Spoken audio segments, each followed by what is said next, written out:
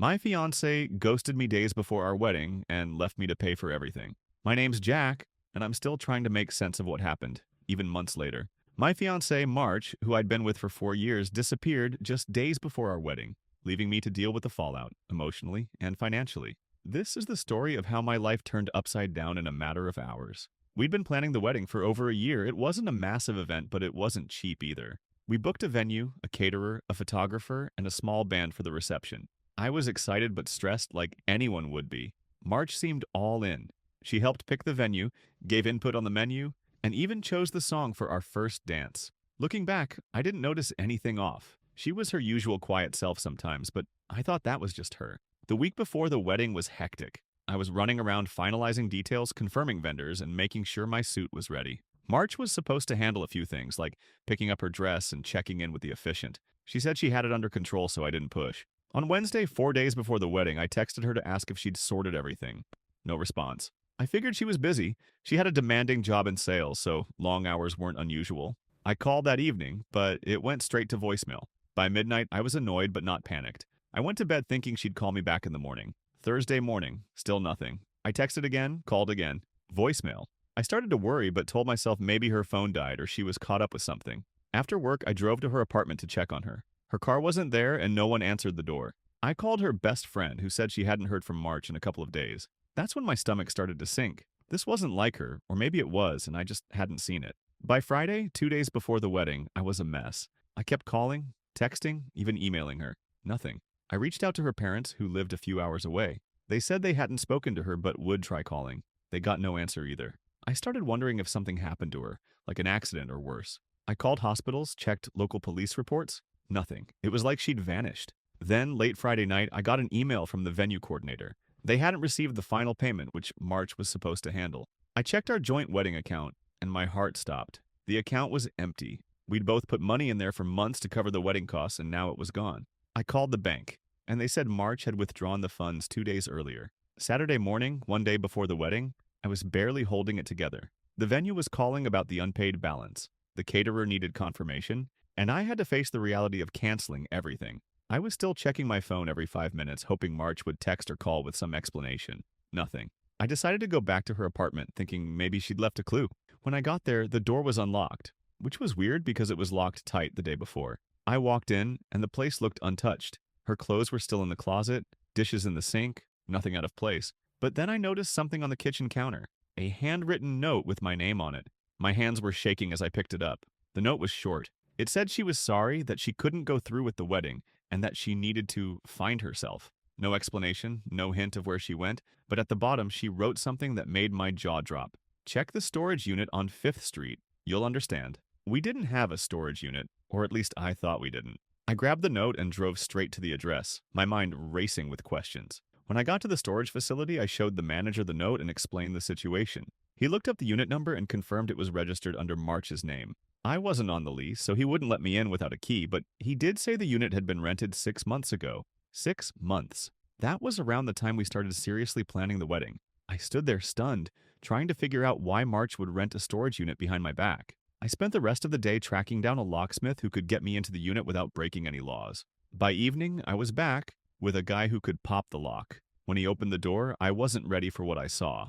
The unit was filled with boxes, but not random junk. There were stacks of brand new camping gear, a folded-up tent, a backpack stuffed with clothes, and a small safe in the corner. On top of one box was a plane ticket to New Zealand, dated for the day after our wedding was supposed to happen, in March's name. My head was spinning. Had she been planning to run away this whole time? And why New Zealand? I opened the safe. It wasn't locked, and inside was a stack of cash, maybe a couple $1,000s, and a USB drive. I took the USB home and plugged it into my laptop. It had one file, a video. My heart was pounding as I clicked play. It was March, sitting in what looked like her apartment, talking directly to the camera. She looked calm, not like someone running away. She said she'd been feeling trapped for months and needed to start over somewhere new. She didn't mention me by name, just said she hoped everyone would understand someday. The video cut off after a minute. I sat there in shock. Not only had she ghosted me, but she'd been planning this escape for months, down to the gear and the ticket. The cash in the safe didn't even cover half of what she took from our wedding account.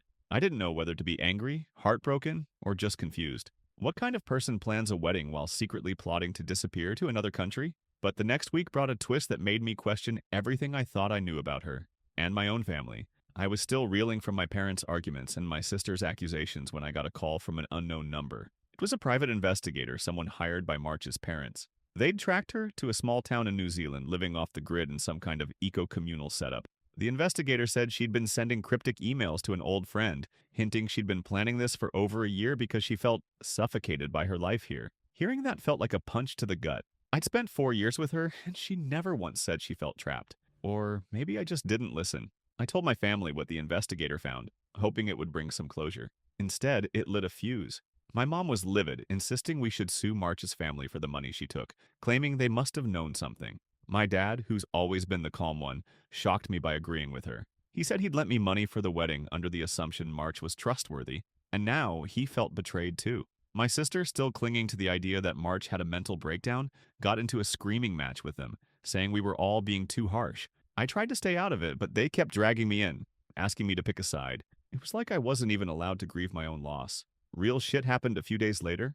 I was going through some old emails, trying to sort out the financial mess, when I found one from March's cousin sent months ago. It was buried in my spam folder, and I'd never seen it. The cousin warned me that March had been acting strange, talking about wanting to start over somewhere far away. She'd begged me to talk to March, but I never got the message. I showed it to my family, and it set off another round of chaos. My sister blamed me for not checking my emails sooner, saying I could have stopped this. My mom turned on my sister, saying she was too close to March to see the red flags. My dad just sat there, shaking his head, muttering about how we'd all been played. I was done. I told them I was cutting contact with March for good. No more chasing her, no more hoping for answers. I changed my number, deleted her from everything, and told my family to stop bringing her up. But they couldn't let it go. My mom kept pushing me to confront March's parents, while my sister started reaching out to March's old friends, trying to figure out what really happened. It felt like they were more invested in the drama than in helping me move on. I started avoiding their calls, which only made things worse. My dad left me a voicemail saying I was abandoning the family by shutting them out. The worst part? I found out my sister had been secretly messaging March's brother, trying to get her to come back and fix things. When I confronted her, she admitted it, saying she thought March deserved a chance to explain. My thoughts about this? I respect Jack for cutting March off and trying to move forward, but his family needs to back off and let him breathe. I hope he finds some calm after this storm. Now, looking at how Jack could have prevented this, there are a few things he might have done differently. Keep an eye on the money. They had a joint wedding account, but Jack didn't notice March draining it until it was too late. If he'd checked the account regularly or set up alerts for big withdrawals, he could have spotted the red flag sooner. Split responsibilities better. March handled big stuff like the final venue payment, which gave her control over the money. If Jack had split those tasks more evenly or double-checked her responsibilities, he might have noticed sketchy behavior. And maybe the most important was to check in more with March. Jack mentioned March was quiet sometimes, but he didn't dig deeper. If he'd asked more about how she was feeling or noticed her pulling away, he might have caught on that something was off. Regular, open talks could have maybe tipped him off. That's really sad. But we are moving to the second story. I found out my mentor was sabotaging my career out of jealousy. I'm Ethan, and I was 26, fresh out of grad school, when I landed a junior analyst role at a big marketing firm. It was everything I'd worked for. Late nights studying, internships, the whole grind. Claire, a senior director, took me under her wing early on. She was in her late 40s, sharp, respected, and had a reputation for turning newbies into stars. I felt lucky. She gave me advice, introduced me to big clients, and always seemed to have my back. I thought she saw something special in me. About 6 months in, I was killing it. I led a small campaign that got great feedback, and my boss started hinting at a promotion. Claire was all smiles, saying she was proud, but I started noticing little things. She'd correct my work in front of others. Not in a helpful way, but like she was pointing out flaws to make me look bad. I brushed it off. Maybe she was just being thorough. Then I got assigned to a huge project for a major client, a chance to really prove myself. Claire was overseeing it, and she told me to trust her guidance. I did completely. The project was intense. I was putting together data reports and creative pitches, working late every night. Claire gave me specific instructions on what to include, saying the client wanted a conservative approach. I followed her lead, even when some of her suggestions felt off, like they didn't match the client's vibe. A week before the big presentation, I sent her my draft slides. She said they were solid but made a bunch of last-minute changes, tweaked numbers, rewrote sections, and told me to stick to her version. I didn't question it. She was the expert, right? The presentation day came, and I was nervous but ready. The client's team was there along with my boss and Claire. I walked them through the slides, feeling confident at first, but halfway through, the client's lead started frowning. They said the data looked outdated and the creative ideas were out of touch. I was blindsided.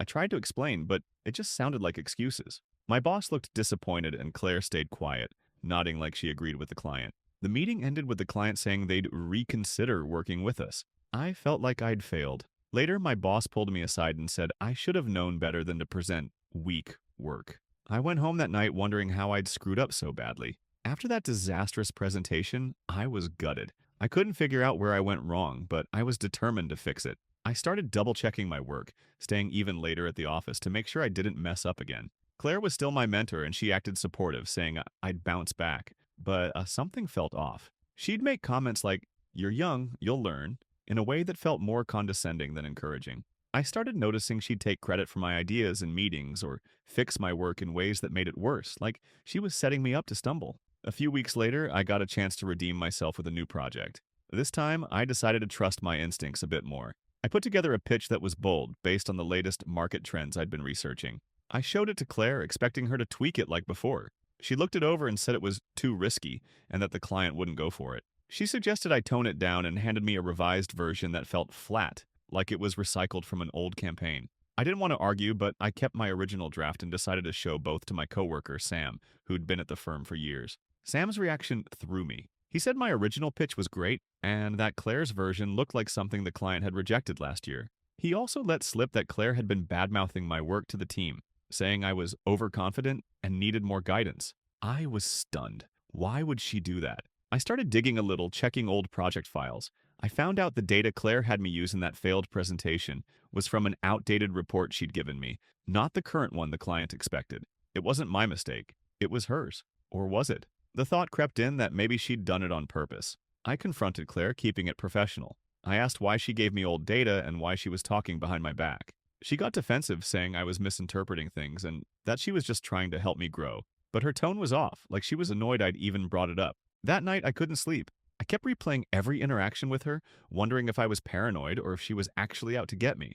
Then I remembered something Sam said about Claire being passed over for a promotion years ago because a younger analyst outperformed her. Was she jealous? Was that why she was undermining me? I was starting to see Claire's true colors, but I needed proof she was sabotaging me. I didn't want to believe my mentor, who I'd looked up to for months, was deliberately tanking my career out of jealousy. So I got careful. I started saving every email, documenting every change she made to my work, and double-checking her advice against other sources. It paid off. On a new project, she told me to use a specific data set for a client report, saying it was what they wanted.